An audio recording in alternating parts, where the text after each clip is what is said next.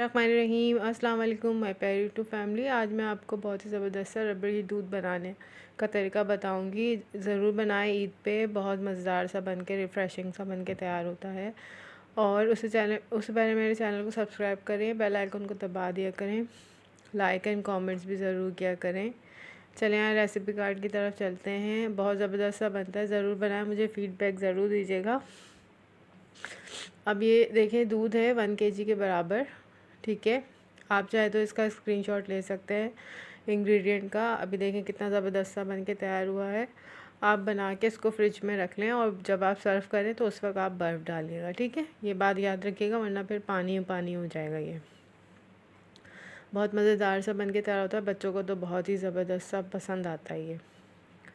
और अभी देखिए, ये चीनी है मेरे पास हस्ब ज़रूरत, जैसे आपको सही लगता है। आप मैंने 1 कप के बराबर ली थी चीनी। 1 किलो के लिए परफेक्ट मेजरमेंट है ये। ठीक है, कोई भी 1 कप 250 जो है वो ग्राम के बराबर। ठीक है, अब मैंने क्या किया, मैं इसको जो है वो कैरमलाइज़ कर लूँगी। ठीक है, और इसे हम ज़्यादा नहीं करेंगे, तो इससे क्या होगा कि बहुत अच्छा सा इसका फ्लेवर आता है, बहुत अच्छा सा इसका अरोमा आता है। ठीक है, और मेक श्योर कि मीडियम टू लो फ्लेम पे ये सारा काम होगा। सही है, अब मैं इसके अंदर जो है वो, मेरे पास उबला हुआ दूध था, मैं थोड़ा थोड़ा करके दूध डालूँगी।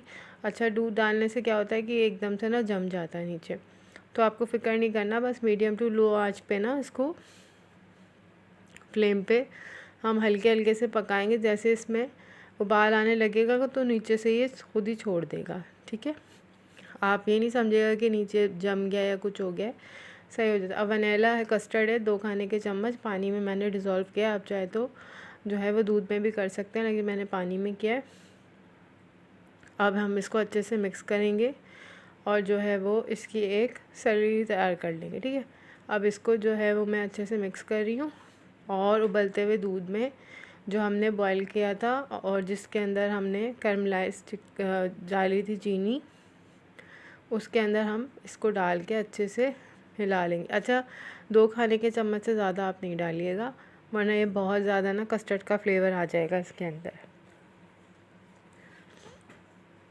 अब हम इसको 3 से 4 मिनट के लिए कुक करूँगी मैं, ज़्यादा से ज़्यादा 6 मिनट, इससे ज़्यादा आप कुक नहीं करिएगा, मीडियम टू लो फ्लेम पे।